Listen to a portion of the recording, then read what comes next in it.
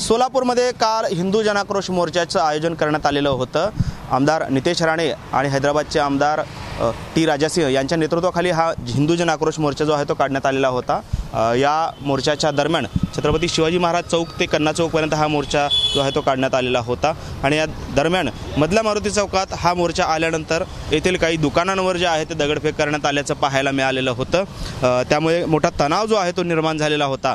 मात्र पोलीस प्रशासनाच्या सतर्कतेमुळे या ठिकाणी हा तणाव जो आहे तो पूर्णतः निवळण्यात यश आल्याचं आपल्याला पाहायला मिळतं। आपण पाहतो या ठिकाणी आपण आता आहोत मधल्या मारुती चौकामध्ये, ज्या ठिकाणी ही दगडफेक काल झालेली होती त्याच ठिकाणी आता हे दुकानं जे आहेत ते उघडायला सुरुवात झालेली आपल्याला पाहायला मिळत आहेत।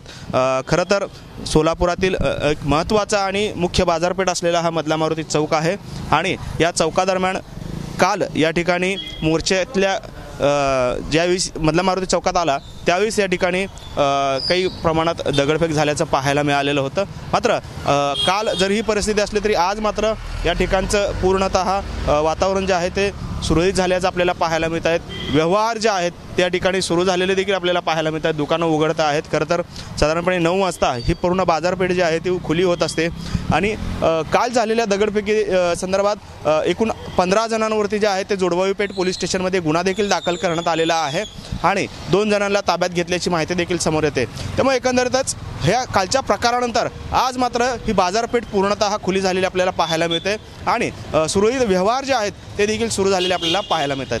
कॅमेरामन विनोद उमनाबादकरसह सागर सुरवसे, TV9 मराठी, सोलापूर।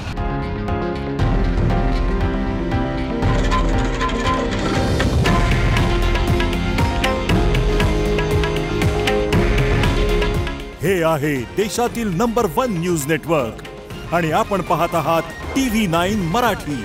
काळजी तुमची, हित महाराष्ट्राचं।